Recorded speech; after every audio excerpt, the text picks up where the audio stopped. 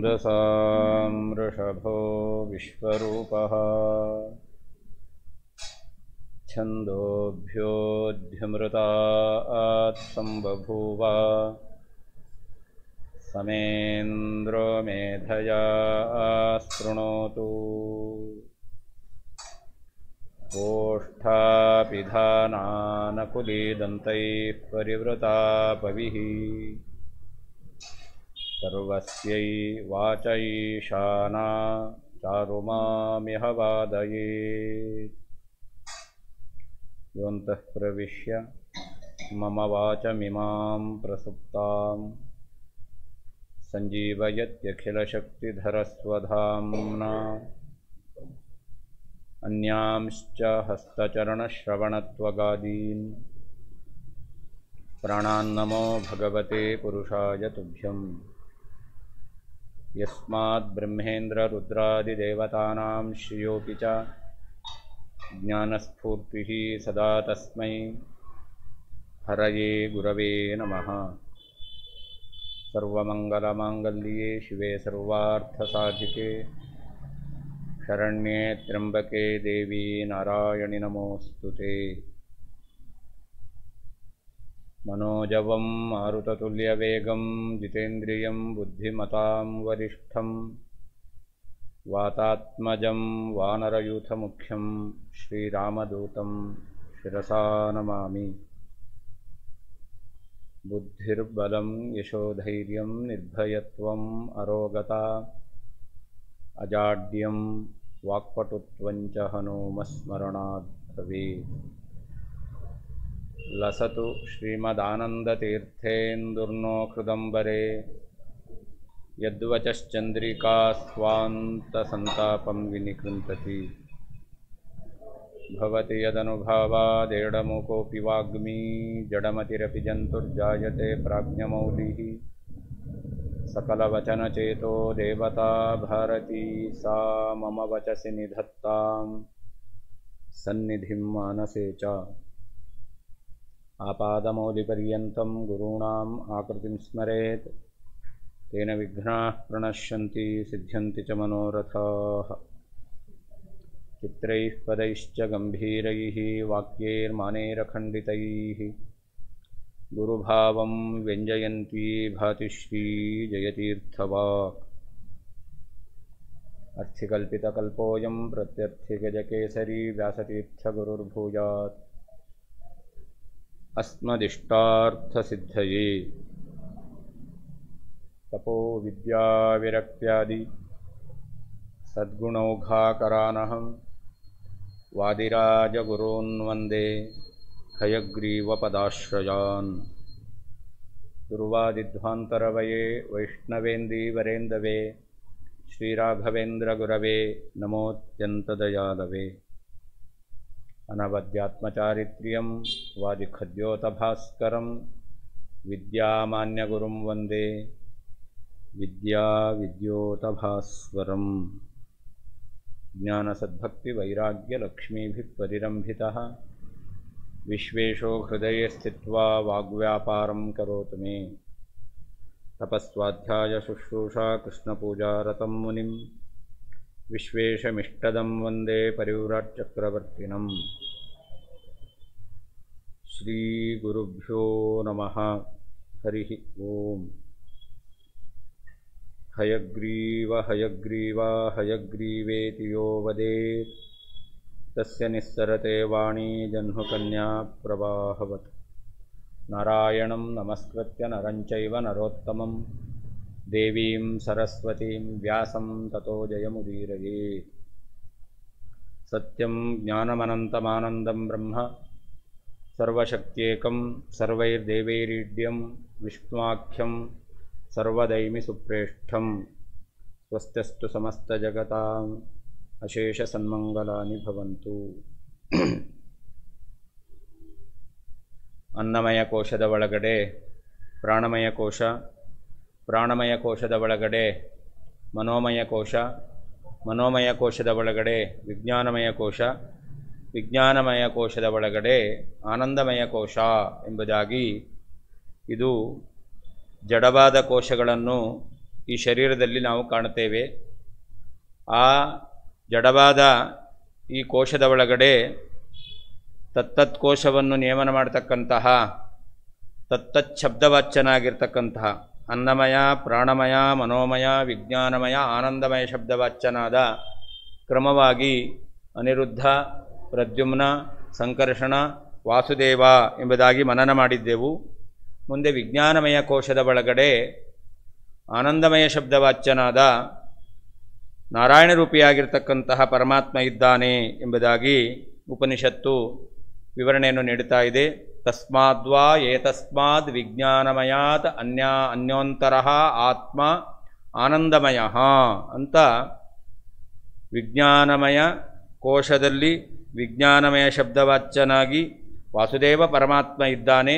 ಆ ವಾಸುದೇವ ರೂಪಿಯಾದ ಪರಮಾತ್ಮನ ಒಳಗಡೆ ಆನಂದಮಯ ಶಬ್ದವಾಚ್ಯನಾಗಿರ್ತಕ್ಕಂತಹ ನಾರಾಯಣ ರೂಪಿಯಾಗಿರ್ತಕ್ಕಂಥ ಪರಮಾತ್ಮ ಇದ್ದಾನೆ ಎಂಬುದಾಗಿ ಉಪನಿಷತ್ತು ನಿರೂಪಣೆ ಮಾಡ್ತಾ ಇದೆ. ತೇನ ಏಷಃ ಪೂರ್ಣಃ. ಹಿಂದೆ ನಾವು ಮನನ ಮಾಡಿದ ಹಾಗೆ ಯಾವ ರೀತಿಯಲ್ಲಿ ಅನ್ನಮಯ ಕೋಶದ ಒಳಗಡೆ ಇರುವಂತಹ ಪ್ರಾಣಮಯ ಕೋಶ ಶಬ್ದವಾಚ್ಯನಾದಂತಹ ಪ್ರದ್ಯುಮ್ನ ರೂಪಿಯಾದ ಪರಮಾತ್ಮನಿಂದ ಅನಿರುದ್ಧ ರೂಪಿಯಾದ ಪರಮಾತ್ಮ ಸ್ವಲ್ಪವೂ ಅವಕಾಶ ಇಲ್ಲದ ಹಾಗೆ ತುಂಬಿಕೊಂಡಿದ್ದಾನೋ, ಹಾಗೆ ಆನಂದಮಯ ಶಬ್ದವಾಚ್ಯನಾಗಿರ್ತಕ್ಕಂತಹ ನಾರಾಯಣ ರೂಪಿಯಾದ ಪರಮಾತ್ಮನಿಂದ ವಿಜ್ಞಾನಮಯ ಶಬ್ದವಾಚ್ಯನಾದಂತಹ ವಾಸುದೇವ ರೂಪಿಯಾದ ಪರಮಾತ್ಮ ತುಂಬಿಕೊಂಡಿದ್ದಾನೆ. ಪಾತ್ರೆಯಲ್ಲಿ ನೀರು ತುಂಬಿದರೆ ಹೇಗೋ ಹಾಗೆ ಆ ವಾಸುದೇವನಲ್ಲಿ ನಾರಾಯಣ ತುಂಬಿಕೊಂಡಿದ್ದಾನೆ. ಅಷ್ಟು ಮಾತ್ರ ಅಲ್ಲ, ನಾರಾಯಣ ರೂಪಿಯಾದಂತಹ ಪರಮಾತ್ಮ ಪುರುಷಾಕಾರದಿಂದ ಇದ್ದಾನೆ. ನಾರಾಯಣ ರೂಪಿಯಾದಂತಹ ಪರಮಾತ್ಮ ಪುರುಷಾಕಾರದಿಂದ ಇರುವುದರಿಂದ ಅವನ ಹೊರಗಡೆ ಇರುವಂತಹ ವಾಸುದೇವ ರೂಪಿಯಾದಂತಹ ವಿಜ್ಞಾನಮಯ ಶಬ್ದವಾಚ್ಯನಾದ ಪರಮಾತ್ಮನು ಪುರುಷಾಕಾರದಿಂದ ಇದ್ದಾನೆ. ತಸ್ಯ ಪುರುಷ ವಿಧತಾಂ ಅನು ಅಯಂ ಪುರುಷ ವಿಧಃ. ನಾರಾಯಣ ರೂಪಿ ಆನಂದಮಯ ಶಬ್ದವಾಚ್ಯನಾದಂತಹ ನಾರಾಯಣ ಪರಮಾತ್ಮ ಯಾವಿದ್ದಾನೆ ಅವನಿಂದ ವಿಜ್ಞಾನಮಯ ಕೋಶ ವಿಜ್ಞಾನಮಯ ಶಬ್ದವಾಚ್ಯನಾದ ಯಾವ ವಾಸುದೇವ ರೂಪಿಯಾದ ಪರಮಾತ್ಮ ಅವನು ಪುರುಷಾಕಾರದಿಂದ ಇದ್ದಾನೆ ಅಂತ. ಈ ಆನಂದಮಯ ಶಬ್ದವಾಚ್ಯನಾದಂತಹ ನಾರಾಯಣ ರೂಪಿಯಾದ ಪರಮಾತ್ಮನ ಶಿರಸ್ಸನ್ನು ಪ್ರಿಯ ಅಂತ ಕರೀತಾರೆ. ತಸ್ಯ ಪ್ರಿಯಮೇವ ಶಿರಃ ಅಂತ. ಪರಮಾತ್ಮನ ಶಿರಸ್ಸನ್ನು ಪ್ರಿಯ ಅಂತ ಕರೀತಾರೆ. ಯಾಕೆ ಪ್ರಿಯ ಅಂತ ಕರೀತಾರೆ ಅಂತಂದರೆ, ಪರೇಣ ಈಯ ಇನ್ನೊಬ್ಬರಿಂದ ಹೊಂದಲ್ಪಡ್ತಕ್ಕಂಥದ್ದು. ಆದ್ದರಿಂದ ಪರಮಾತ್ಮನ ಆ ಶಿರಸ್ಸನ್ನು ಪ್ರಿಯ ಅಂತ ಕರೀತಾರೆ.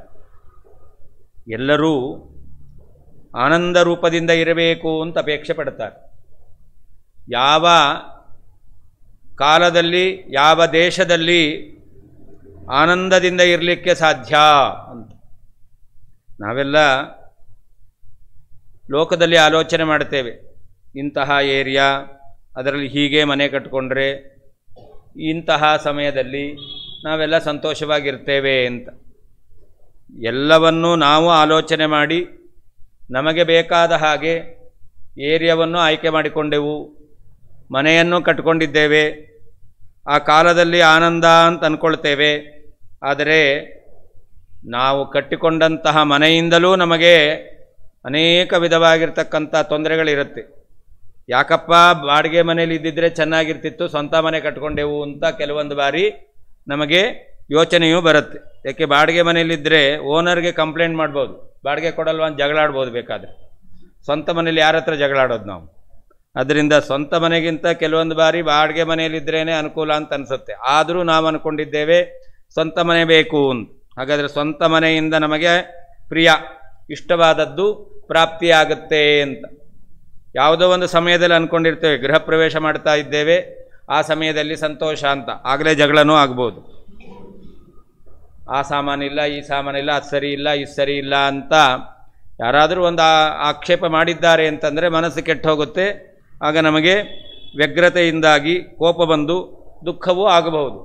ಹಾಗಾದರೆ ಮನುಷ್ಯ ತಾನು ಏನು ಯೋಚನೆ ಮಾಡ್ತಾನೆ, ಈ ಪ್ರದೇಶ, ಈ ಕಾಲ, ಈ ಸಂದರ್ಭದಲ್ಲಿ ಇಂತಹ ಪದಾರ್ಥಗಳಿಂದ ನಾನು ಆನಂದವನ್ನು ಅನುಭವಿಸಬಹುದು ಅಂತ, ಅದೆಲ್ಲವೂ ಆನಂದವನ್ನು ಅನುಭವಿಸಲಿಕ್ಕೆ ಸರಿಯಾದಂತಹ ಕಾರಣ ಆಗಿರಲೇಬೇಕು ಅಂತಿಲ್ಲ. ಯಾವಾಗ ಆನಂದವನ್ನು ನಾವು ಈ ಎಲ್ಲ ವಿಶಿಷ್ಟವಾದ ಪದಾರ್ಥಗಳು ಇಲ್ಲದಿದ್ದರೂ ಕೂಡ ಆನಂದವನ್ನು ಅನುಭವಿಸಬಹುದು ಅಂತಂದರೆ, ನಮ್ಮಲ್ಲಿ ಆನಂದಮಯ ಶಬ್ದವಾಚ್ಯನಾದಂತಹ ಆನಂದಪೂರ್ಣನಾದಂತಹ ನಾರಾಯಣ ರೂಪಿಯಾಗಿರ್ತಕ್ಕಂಥ ಪರಮಾತ್ಮ ಅವನು ಸಂಪೂರ್ಣವಾಗಿ ತನ್ನ ರೂಪವನ್ನು ನಮ್ಮ ಯೋಗ್ಯತೆಗೆ ಅನುಗುಣವಾಗಿ ಅಭಿವ್ಯಕ್ತ ಮಾಡಿದ್ದಾನೆ ಅಂತಂದರೆ ಆಗ ನಮಗೆ ಆನಂದ ಆಗುತ್ತೆ. ನಾವು ಬಾಡಿಗೆ ಮನೆಯಲ್ಲೇ ಇರಬಹುದು, ಅಥವಾ ನಾವು ಸಂತೋಷದ ಸಂಭ್ರಮದ ಸಮಯದಲ್ಲಿ ಇಲ್ಲದೇ ಇರಬಹುದು, ಆದರೂ ನಮಗೆ ಆನಂದ ಆಗುತ್ತೆ. ಕೆಲವೊಂದು ಬಾರಿ ಏನೂ ಇರಲ್ಲ, ಇದ್ದಕ್ಕಿದ್ದಾಗೆ ಕೂತಲ್ಲೇ ಅವನಿಗೆ ಸಂತೋಷ ಎಂಬತಕ್ಕಂಥದ್ದಾಗಿರುತ್ತೆ. ಟಿ ವಿ ನೋಡ್ತಾ ಇರಲ್ಲ, ಮೊಬೈಲ್ ನೋಡ್ತಿರಲ್ಲ, ಇನ್ನೊಬ್ಬರ ಹತ್ರ ಮಾತು ಕೇಳ್ತಿರಲ್ಲ, ತಾನೊಬ್ಬನೇ ಕೂತಿರ್ತಾನೆ. ಆದರೂ ಯಾಕೋ ಮನಸ್ಸಿನಲ್ಲಿ ಯಾವುದೋ ಒಂದು ಆಲೋಚನೆ ಬಂತು, ಅದರಿಂದ ಅವನಿಗೆ ಆನಂದ ಎಂಬತಕ್ಕಂಥದ್ದಾಗುತ್ತೆ. ಹಾಗಾದರೆ ಈ ಆನಂದ ಹೇಗಾಗತ್ತೆ? ಅದು ಒಳಗಡೆ ಇರುವಂತಹ ಆನಂದಮಯ ಕೋಶದಲ್ಲಿ ಆನಂದಮಯ ಶಬ್ದವಾಚ್ಯನಾದ ನಾರಾಯಣ ರೂಪಿಯಾಗಿರ್ತಕ್ಕಂಥ ಪರಮಾತ್ಮ ಅವನು ತನ್ನ ಶಕ್ತಿಯನ್ನು, ವ್ಯಾಪಾರವನ್ನು ಅವನು ತೋರಿಸಿದ್ದಾನೆ ಅಂತಂದರೆ ಆಗ ಅವರಿಗೆ ಆನಂದ ಎಂಬತಕ್ಕಂಥದ್ದಾಗುತ್ತೆ. ನೋಡಿ, ಕರೆಂಟ್ ಬಂತು, ಎಲ್ರಿಗೂ ಆನಂದ ಆಗುತ್ತೆ. ಆನಂದ ರೂಪಿಯಾದ ಪರಮಾತ್ಮ ಅಭಿವ್ಯಕ್ತನಾದ ಅಂತಂದರೆ ಅವರಿಗೆ ಆನಂದ ಎಂಬತಕ್ಕಂಥದ್ದು ಪ್ರಾಪ್ತವಾಗುತ್ತೆ ಅಂತ. ಹೀಗೆ ಪರಮಾತ್ಮನ ಶಿರಸ್ಸು ಅದು ಪ್ರಿಯ ಶಬ್ದವಾಚ್ಯವಾದದ್ದು ಅಂತ.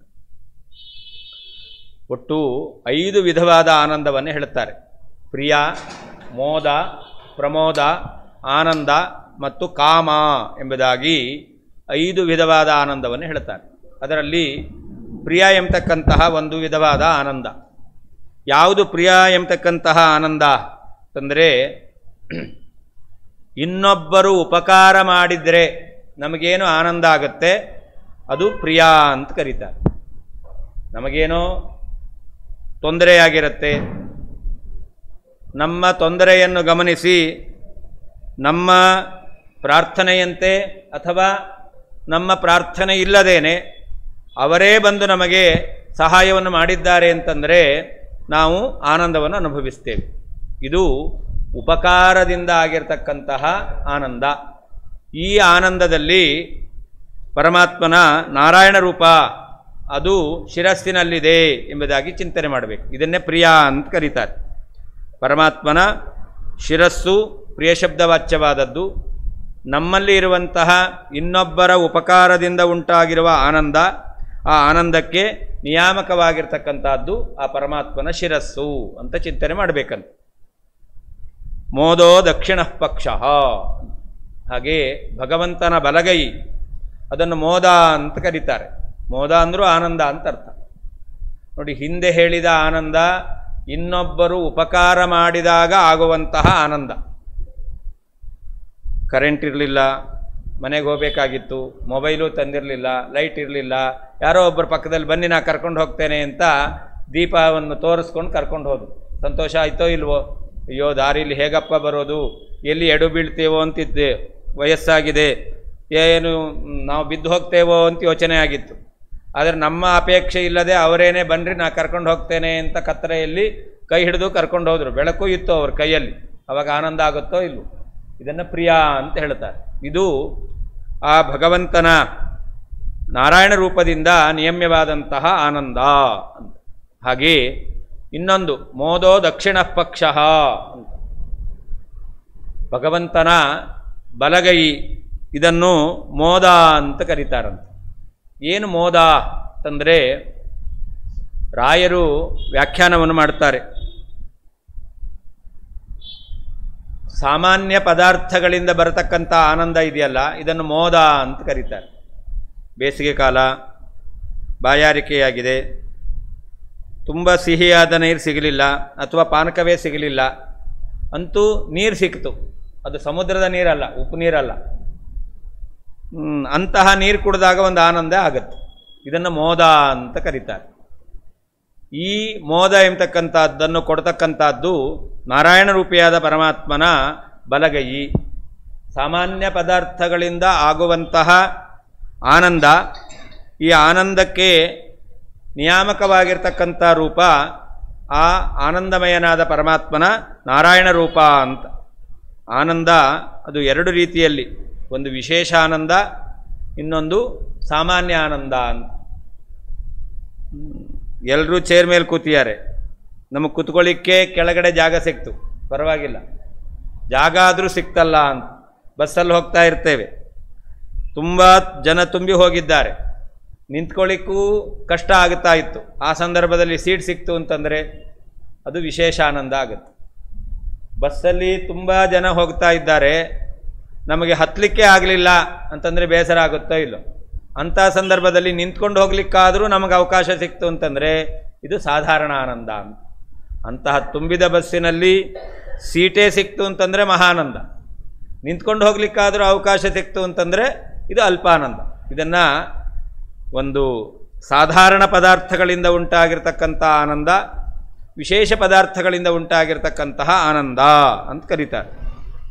ಹಾಗೆ ಮಲ್ಕೊಳ್ಬೇಕು, ನಿದ್ದೆ ಬರ್ತಾ ಇದೆ, ಮಲ್ಕೊಳ್ಳಿಕ್ಕೆ ಜಾಗ ಸಿಕ್ಕಿದೆ, ನೆಲದ ಮೇಲಾದರೂ ಮಲ್ಕೊಂಡು ನಿದ್ದೆ ಮಾಡಿದೆವು ಅಂತಂದರೆ ಸಾಮಾನ್ಯ ಪದಾರ್ಥದಿಂದ ಆಗಿರ್ತಕ್ಕಂತಹ ಆನಂದ. ಯಾರೋ ನೋಡಿಬಿಟ್ಟು ನಮ್ಮನ್ನು ಕರೆದು ಒಳ್ಳೆ ಹಾಸಿಗೆ ಹಾಸಿಕೊಟ್ಟು ನಮಗೆ ದಿಂಬು ಕೊಟ್ಟು ಮಲ್ಕೊಳ್ಳಿ ಅಂತ ಅವಕಾಶ ಮಾಡಿಕೊಟ್ರು ಅಂತಂದರೆ ಆವಾಗಲೂ ನಿದ್ದೆನೇ ಬರೋದು. ಆದರೆ ಅದು ನಮ್ಮ ಆಸನ ವಿಶಿಷ್ಟವಾದ ಪದಾರ್ಥವಾಗಿದೆ, ಆದ್ದರಿಂದಾಗಿ ಅದರಿಂದ ಆಗತಕ್ಕಂಥ ಆನಂದ, ಅದನ್ನು ಪ್ರಮೋದ ಅಂತ ಕರೀತಾರೆ. ಹೀಗೆ ಭಗವಂತನ ಬಲಗೈ ಅದು ಮೋದ ಎಂಬತಕ್ಕಂತಹ ಆನಂದವನ್ನು ಕೊಡ್ತಕ್ಕಂಥದ್ದು.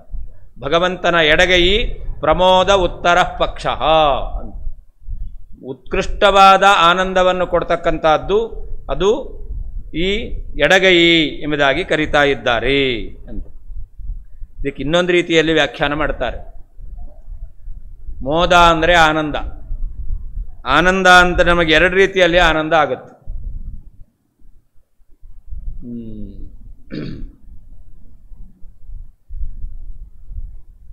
ಮಧ್ವವಿಜಯದಲ್ಲಿ ಮಧ್ಯಗೇಹ ಭಟ್ಟರು ವಾಯುದೇವರು ಅವತಾರ ಮಾಡುವಂತಹ ಕಾಲದಲ್ಲಿ ಉಡುಪಿ ಕ್ಷೇತ್ರಕ್ಕೆ ಅನಂತೇಶ್ವರನ ನಮಸ್ಕಾರ ಮಾಡಲಿಕ್ಕೆ ಬಂದಿದ್ದರು ಅಂತ ಕಥೆ ಹೇಳುತ್ತೆ ಮಧ್ವವಿಜಯದಲ್ಲಿ. ಅನಂತೇಶ್ವರನಿಗೆ ನಮಸ್ಕಾರ ಮಾಡಿಕೊಂಡು ಹೋಗಬೇಕಾದರೆ ತಮಗೆ ಪುತ್ರ ಉತ್ಪತ್ತಿಯಾಗಿದೆ ಎಂಬತಕ್ಕಂತಹ ವಿಷಯ ತಿಳಿತು ಅಂತ ಅವರಿಗೆ ಸಂತೋಷ ಆಯಿತು ಅಂತ ವರ್ಣನೆ ಮಾಡ್ತಾರೆ. ಹಾಗಾದರೆ ಪುತ್ರೋತ್ಪತ್ತಿ ಆಯಿತು ಎಂಬತಕ್ಕಂಥ ವಿಷಯವನ್ನು ಅವರು ಕೇಳಿದ್ರು. ಕೇಳಿದ್ರಿಂದ ಆಗಿರ್ತಕ್ಕಂಥ ಆನಂದ ಇದೆಯಲ್ಲ, ಇದು ಒಂದು ರೀತಿಯಾದ ಆನಂದ.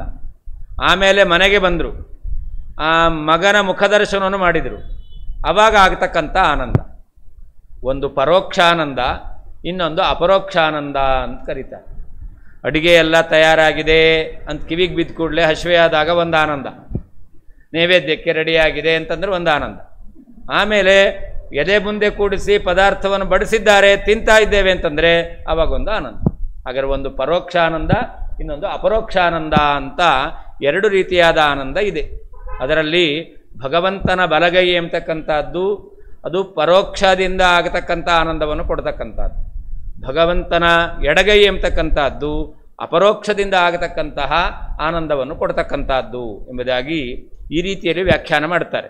ಮೊದಲು ಹೇಳಿದ್ದು ಸಾಮಾನ್ಯ ಪದಾರ್ಥಗಳಿಂದ ಆಗತಕ್ಕಂಥ ಆನಂದ, ವಿಶೇಷ ಪದಾರ್ಥಗಳಿಂದ ಆಗತಕ್ಕಂತಹ ಆನಂದ ಅಂತ. ಅದೇ ನೀರು ಬಾಯಾರಿಕೆಯಾಗಿದೆ, ನಮಗೆ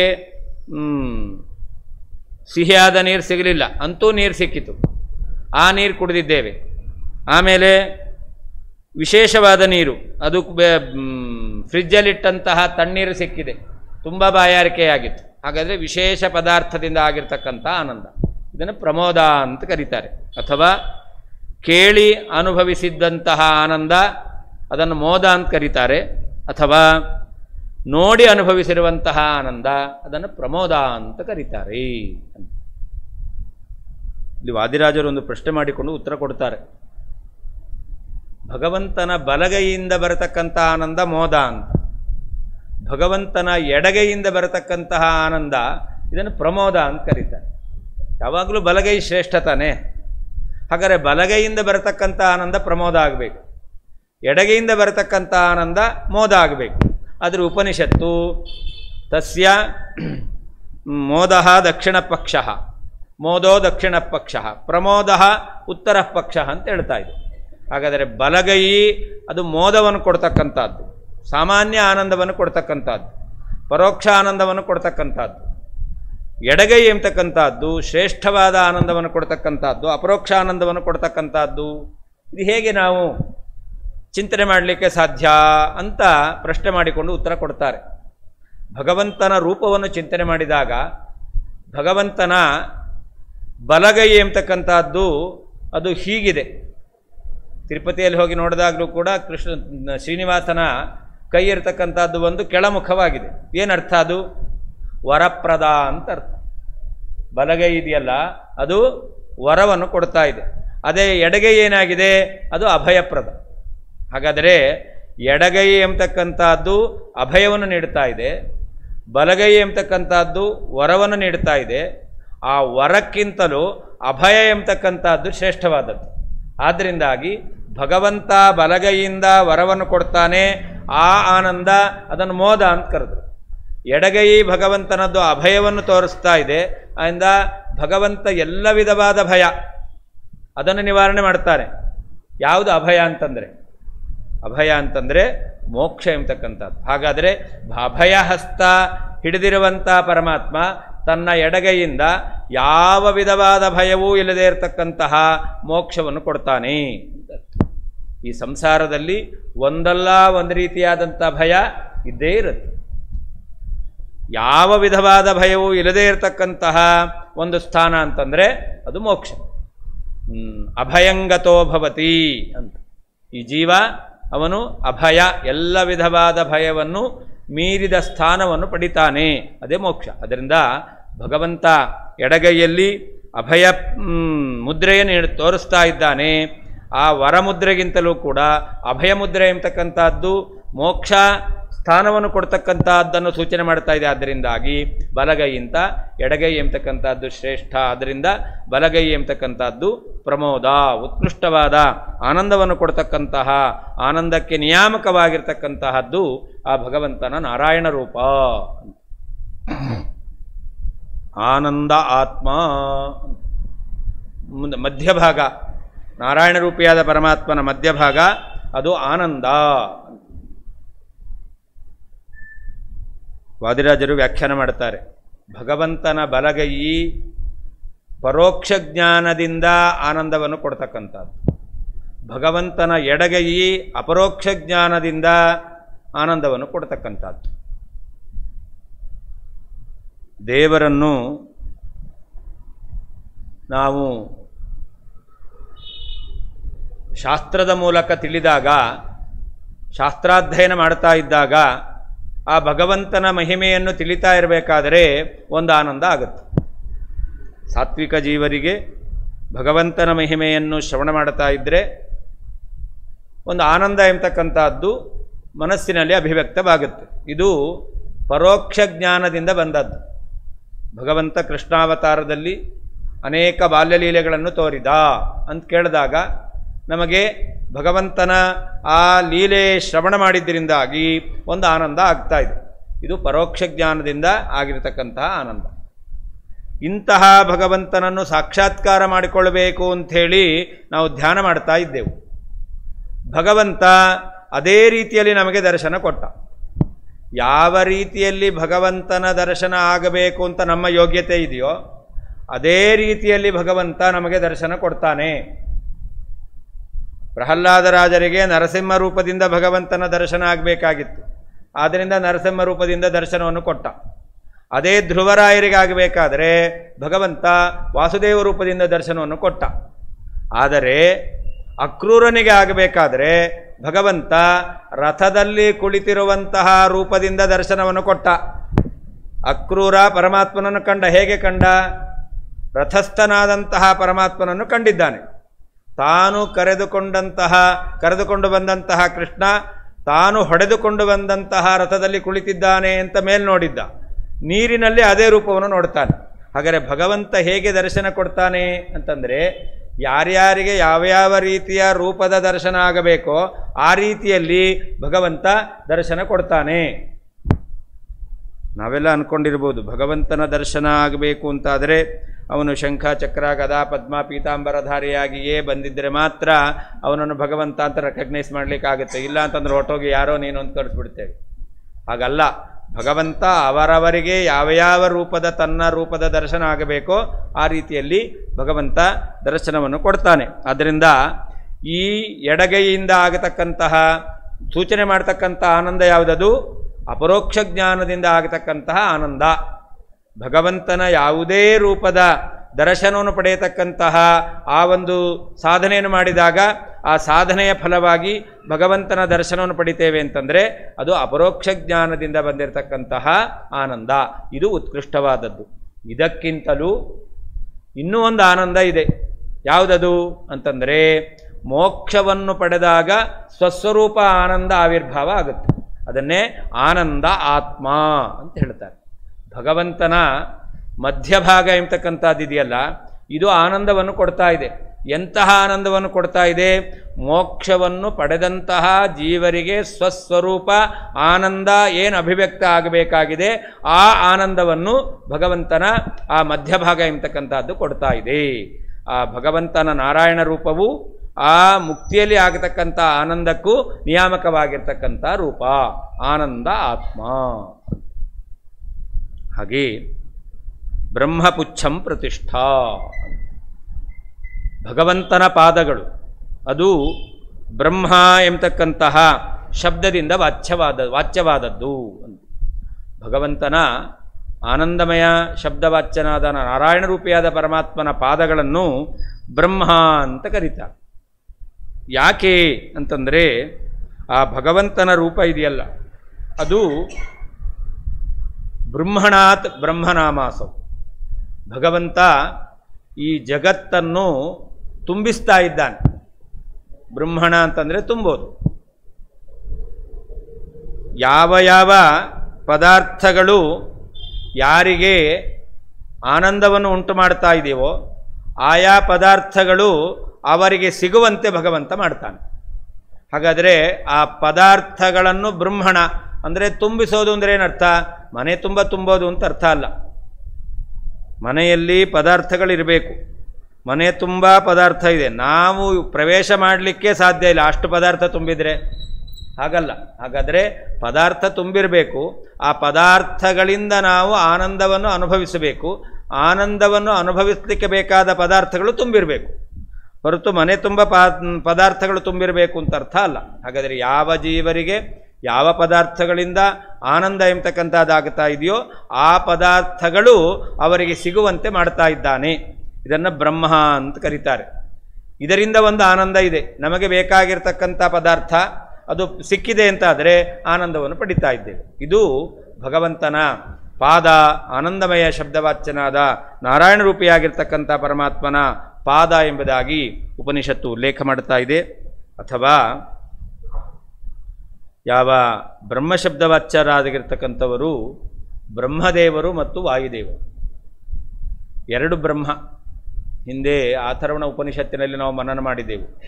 ಪರಬ್ರಹ್ಮ ಮತ್ತು ಅಪರಬ್ರಹ್ಮ ಅಂತ. ಪರಬ್ರಹ್ಮ ಸರ್ವೋತ್ತಮನಾದ ಪರಮಾತ್ಮ, ಅವನಿಂದ ಜನ್ಮವನ್ನು ಪಡೆದಂತಹ ಅಪರಬ್ರಹ್ಮ ಯಾರು? ಚತುರ್ಮುಖ ಬ್ರಹ್ಮ ಅಥವಾ ವಾಯುದೇವರು ಅಂತ. ಈ ಅಪರಬ್ರಹ್ಮನ ಅನುಗ್ರಹದಿಂದ ನಾವು ಪರಬ್ರಹ್ಮನನ್ನು ಪಡಿತೇವೆ. ಬ್ರಹ್ಮಪುಚ್ಛಂ ಪ್ರತಿಷ್ಠಾ ಅಂತ. ಬ್ರಹ್ಮಶಬ್ದವಾಚ್ಯರಾಗಿರ್ತಕ್ಕಂತಹ ಯಾವ ವಾಯುದೇವರು ಚತುರ್ಮುಖ ಬ್ರಹ್ಮದೇವರಿದ್ದಾರೆ ಅವರಲ್ಲಿ ಭಗವಂತ ವಿಶೇಷವಾಗಿ ಸನ್ನಿಹಿತನಾಗಿದ್ದಾನೆ. ಆದ್ದರಿಂದ ಭಗವಂತನ ಆ ಪಾದಗಳನ್ನು ಬ್ರಹ್ಮ ಎಂಬುದಾಗಿ ಕರೀತಾರೆ. ಭಗವಂತನ ನಾರಾಯಣ ರೂಪಿಯಾದ ಪರಮಾತ್ಮನ ಪಾದಗಳನ್ನು ಬ್ರಹ್ಮ ಅಂತ ಕರೀಲಿಕ್ಕೆ ಏನು ಕಾರಣ? ಬ್ರಹ್ಮಶಬ್ದವಾಚ್ಯರಾಗಿರ್ತಕ್ಕಂತಹ ಚತುರ್ಮುಖ ಬ್ರಹ್ಮ ಮತ್ತು ವಾಯುದೇವರು ಇವರಲ್ಲಿ ಆ ಪರಮಾತ್ಮನು ವಿಶೇಷವಾಗಿ ಸನ್ನಿಹಿತನಾಗಿದ್ದಾನೆ. ಆದ್ದರಿಂದಾಗಿ ಭಗವಂತನ ಪಾದಗಳನ್ನು ಬ್ರಹ್ಮ ಎಂಬುದಾಗಿ ಕರೀತಾರೆ. ಹೀಗೆ 5 ವಿಧವಾಗಿರ್ತಕ್ಕಂತಹ ಆನಂದವನ್ನು ಉಪನಿಷತ್ತು ಉಲ್ಲೇಖ ಮಾಡ್ತಾ ಇದೆ. ಇದನ್ನೇ ಕರ್ಣಸೂಕ್ತದಲ್ಲಿ ಹೇಳ್ತಾರೆ. ಯತ್ರ ಆನಂದಾಶ್ಚ ಮೋದಾಶ್ಚ ಮುದಃ ಪ್ರಮುದ ಆಸತೆ ಕಾಮಸ್ಯ ಯತ್ರಾಪ್ತಾಃ ಕಾಮಾಃ ತತ್ರ ಮಾಂ ಅಮೃತಂ ಕೃಧಿ ಇಂದ್ರಾಯೇಂದೋ ಪರಿಸ್ರವಾ. ಮರಣ ಹೊಂದುವಂತಹ ಜೀವನನ್ನು, ಆ ಮರಣ ಹೊಂದುವವನ ಪುತ್ರನಾದವನು ಅವನ ತಲೆಯನ್ನು ತನ್ನ ಬಲೆತೊಡೆ ಮೇಲೆ ಇಟ್ಟುಕೊಂಡು ಬಲಗಿವಿ ಅದು ಮೇಲೆ ಇರುವಂತೆ ಮಲಗಿಸಿಕೊಂಡು ಆ ಬಲಗಿವಿಯಲ್ಲಿ ಈ ಎಲ್ಲ ಮಂತ್ರಗಳನ್ನು ಅಂತ್ಯಕಾಲದಲ್ಲಿ ಹೇಳಬೇಕು ಅಂತ ಇದನ್ನು ಕರ್ಣಸೂಕ್ತ ಅಂತ ಹೇಳ್ತಾರೆ. ಅದರ ಅರ್ಥ ಏನು, ಅಭಿಪ್ರಾಯ ಏನು? ಇಂದ್ರಾಯೇಂದೋ ಪರಿಸ್ರವ ಅಂತ. ಯಾರು ಮರಣವನ್ನು ಹೊಂದುತ್ತಾ ಇದ್ದಾನೋ ಅವನೇ ಪ್ರಾರ್ಥನೆ ಮಾಡಬಹುದು. ಆದರೆ ಎಲ್ಲರಿಗೂ ಕೂಡ ಮರಣ ಹೊಂದುವ ಕಾಲದಲ್ಲಿ ಪ್ರಜ್ಞೆ ಇರುತ್ತೆ ಅಂತಿಲ್ಲ. ಆದ್ದರಿಂದಾಗಿ ಈ ಎಲ್ಲ ಮಂತ್ರಗಳನ್ನು ಅವನೇ ಸ್ವತಃ ಪಠನೆ ಮಾಡಲಿಕ್ಕಾಗೋದಿಲ್ಲ. ಆ ಮಂತ್ರದಿಂದ ಏನು ಅರ್ಥ ಎಂಬತಕ್ಕಂಥದ್ದು ಪ್ರತಿಪಾದಿತವಾಗಿದೆಯೋ ಆ ಅರ್ಥದ ಅನ್ವಯ ಇವನಲ್ಲಿ ಆಗಲಿ ಅಂತ ನಾವು ಪ್ರಾರ್ಥನೆ ಮಾಡ್ತಕ್ಕಂಥದ್ದು. ಅದರ ಅರ್ಥ ಏನು? ಇಂದ್ರಾಯ ಇಂದೋ ಪರಿಸ್ರವ ಅಂತ. ನಮ್ಮ ಶರೀರದಲ್ಲಿ ಜೀವ ಇದ್ದಾನೆ. ಈ ಶರೀರದಿಂದ ಜೀವ ಹೊರಗೆ ಬರ್ತಾನೆ. ಜೀವ ಹೊರಗೆ ಬಂದಾಗ ಜೀವನನ್ನು ಕರ್ಕೊಂಡು ಹೋಗೋರು ಯಾರು? ಉದಾನ ಶಬ್ದವಾಚ್ಯನಾದ ಮುಖ್ಯ ಪ್ರಾಣ ಉದಾನ ರೂಪದಿಂದ ಈ ಜೀವನನ್ನು ಜೀವ ಬಯಸಿದ ಶರೀರದ ಹತ್ರ ಕರ್ಕೊಂಡು ಹೋಗ್ತಾನೆ, ಮುಂದಿನ ಜನ್ಮಕ್ಕೆ ಕರ್ಕೊಂಡು ಹೋಗ್ತಾನೆ. ಹಾಗಾದರೆ ಇಂದೋ ಅಂತಂದರೆ ವಾಯುದೇವರು. ಅವರು ಇಂದು ಅಂದರೆ ಇವತ್ತು ಅಂತ ಅರ್ಥ ಅಲ್ಲ, ಅಥವಾ ಇಂದು ಅಂದರೆ ಸಂಸ್ಕೃತದಲ್ಲಿ ಚಂದ್ರ ಅಂತ ಅರ್ಥ. ಆದರೆ ಮುಖ್ಯ ಪ್ರಾಣದೇವರನ್ನು ಇಂದು ಅಂತ ಕರೀತಾರೆ. ಯಾಕೆ? ಇಂ ದದಾತಿ ಇತಿ ಇಂದು. ಈ ಅಂತಂದರೆ ಇಷ್ಟ ಅಂತ ಅರ್ಥ, ಇಂ ಅಂತಂದರೆ ಇಷ್ಟವನ್ನು ಅಂತ ಅರ್ಥ, ದ ಅಂದರೆ ಕೊಡ್ತಾನೆ. ಇಂದ ಬೇಕಾಗಿತ್ತದು, ಇಂದು ಯಾಕಾಯಿತು ಅಂದರೆ ಆ ಆನಂದವನ್ನು ತುಂಬ ಕೊಡ್ತಾನೆ. ತೃತೀಯ ಅತಿಶಯ, ಮೂರನೇ ಅಕ್ಷರ ಯಾವಾಗಲೂ ಅತಿಶಯಾರ್ಥದಲ್ಲಿದೆ ಅಂತ. ಹಾಗಾದರೆ ವಾಯುದೇವರು ಆನಂದವನ್ನು ಕೊಡ್ತಾರೆ, ಪೂರ್ಣವಾದ ಆನಂದವನ್ನು ಕೊಡ್ತಾರೆ. ಆದ್ದರಿಂದ ಅವರನ್ನು ಇಂದು ಅಂತ ಕರೀತಾರೆ. ಆ ಇಂದು ಶಬ್ದದ ಸಂಬೋಧನೆ ಇಂದೋ ಅಂತ. ಆ ವಾಯುದೇವರಲ್ಲಿ ಪ್ರಾರ್ಥನೆ ಮಾಡೋದು ಏನಂತ? ಇಂದ್ರಾಯ ಪರಿಸ್ರವ ಅಂತ. ನನ್ನನ್ನು ಕರ್ಕೊಂಡು ಹೋಗು. ಎಲ್ಲಿ ಕರ್ಕೊಂಡು ಹೋಗಬೇಕು? ಇಂದ್ರಾಯ. ಇಂದ್ರ ಶಬ್ದವಾಚ್ಯನಾಗಿರ್ತಕ್ಕಂಥವನು ಮೋಕ್ಷ ರೂಪವಾದಂತಹ ಸಂಪತ್ತಿಗೆ ಸ್ವಾಮಿಯಾಗಿರ್ತಕ್ಕಂತಹ ಪರಮಾತ್ಮ. ಪರಮಾತ್ಮನ ಹತ್ರ ಕರ್ಕೊಂಡು ಹೋಗು ಅಂತ ವಾಯುದೇವರನ್ನು ಪ್ರಾರ್ಥನೆ ಮಾಡೋದು. ಆ ಪರಮಾತ್ಮನ ಹತ್ರ ಹೋದ್ರೆ ಏನು ಸಿಗುತ್ತೆ ಅದನ್ನು ಹೇಳ್ತಾರೆ. ಯತ್ರ ಆನಂದಾಶ್ಚ ಮೋದಾಶ್ಚ ಮುದಃ ಪ್ರಮುದಃ ಆಸತೆ ಯತ್ರ ಕಾಮಸ್ಯ ಆಪ್ತಾಃ ಕಾಮಾಃ ಅಂತ. ತತ್ರ ಮಾಂ ಅಮೃತಂ ಕೃಧಿ. ನನ್ನನ್ನು ಅಂತಹ ಅಮೃತದ ಹತ್ರ ಕರ್ಕೊಂಡು ಹೋಗು. ಇಂತಹ ಸುಖ ಇರುವಂತಹ ಪ್ರದೇಶಕ್ಕೆ ನನ್ನನ್ನು ಕರ್ಕೊಂಡು ಹೋಗು. ಆ ಪರಮಾತ್ಮನ ಹತ್ರ ಹೋದರೆ ಇಂತಹ 5 ವಿಧವಾದ ಆನಂದ ಪ್ರಾಪ್ತಿಯಾಗುತ್ತಂತೆ. ಆನಂದ, ಮೋದ, ಮುದ, ಪ್ರಮುದ ಮತ್ತು ಕಾಮ ಅಂತ. ಪ್ರಿಯ ಅಂತ ಹೇಳಿದ್ರಲ್ಲ, ಇಲ್ಲಿ ಪ್ರಿಯ ಎಂಬತಕ್ಕಂಥದ್ದನ್ನು ಹೇಳಿದ್ದಾರೆ. ಅದನ್ನೇ ಅಲ್ಲಿ ಕಾಮ ಶಬ್ದದಿಂದ ಹೇಳ್ತಾ ಇದ್ದಾರೆ.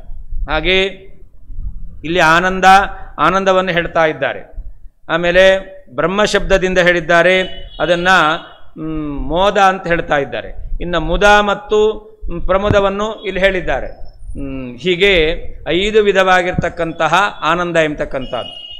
ಸಾಮಾನ್ಯ ಪದಾರ್ಥಗಳಿಂದ ಬರತಕ್ಕಂಥ ಆನಂದ, ವಿಶೇಷವಾದ ಪದಾರ್ಥಗಳಿಂದ ಬರತಕ್ಕಂಥ ಆನಂದ, ಸ್ವರೂಪಭೂತವಾಗಿರ್ತಕ್ಕಂತಹ ಆನಂದ, ಮತ್ತು ಬಯಸಿದ್ದನ್ನು ಪಡೆಯತಕ್ಕಂಥ ಆನಂದ, ಮತ್ತು ಸಾಧಾರಣ ಉಪಕಾರಾದಿಗಳಿಂದ ಬಂದಿರತಕ್ಕಂಥ ಆನಂದ ಎಂಬುದಾಗಿ 5 ವಿಧವಾಗಿರ್ತಕ್ಕಂತಹ ಆನಂದ. ಅಂತಹ ಆನಂದವನ್ನು ನಾವು ಅನುಭವಿಸ್ತೇವೆ. ಎಲ್ಲಿ? ಅಜ್ಞಾನಾಂ ಜ್ಞಾನದೋ ವಿಷ್ಣು ಜ್ಞಾನಿನಾಂ ಮೋಕ್ಷದಶ್ಚ ಸಹ ಆನಂದದಶ್ಚ ಮುಕ್ತಾನಾಂ ಸಯೈವೇಕೋ ಜನಾರ್ದನಃ. ಆನಂದ ಅಂದರೆ ಮುಕ್ತಿ ಆನಂದ. ಆ ಮುಕ್ತಿ ಆನಂದದಲ್ಲಿ ಇಂತಹ 5 ವಿಧವಾಗಿರ್ತಕ್ಕಂತಹ ಆನಂದವನ್ನು ಕೂಡ ಜೀವ ಅನುಭವಿಸ್ತಾನೆ ಅಂತ ಉಪನಿಷತ್ತು ಹೇಳ್ತಾ ಇದೆ. ಅದೇ ಆನಂದಮಯ ಕೋಶದಲ್ಲಿ ಇರತಕ್ಕಂತಹ ಯಾವ ನಾರಾಯಣ ರೂಪಿಯಾಗಿರ್ತಕ್ಕಂಥ ಪರಮಾತ್ಮ ಇದ್ದಾನೆ ಅವನ ಅನುಗ್ರಹ ಆಯಿತು ಅಂತಂದರೆ ಜೀವನಿಗೆ ಇಂತಹ 5 ವಿಧವಾದ ಆನಂದ ಪ್ರಾಪ್ತಿಯಾಗುತ್ತೆ ಎಂಬುದಾಗಿ ಉಪನಿಷತ್ತು ಹೇಳ್ತಾ ಇದೆ ಎಂಬಲ್ಲಿಗೆ ಇವತ್ತಿನ ಪ್ರವಚನ ಮುಗಿಸ್ತಾ ಇದ್ದೇನೆ. ಶ್ರೀಕೃಷ್ಣಾರ್ಪಣಮಸ್ತು. ಯಸ್ಸರ್ವಗುಣ ಸಂಪೂರ್ಣಃ ಸರ್ವದೋಷ ವಿವರ್ಜಿತಃ ಪ್ರೀಯತಾಂ ಪ್ರೀತಯೇ ಬಾಲಂ ವಿಷ್ಣುರ್ಮೇ ಪರಮಸ್ಸುಹೃತು.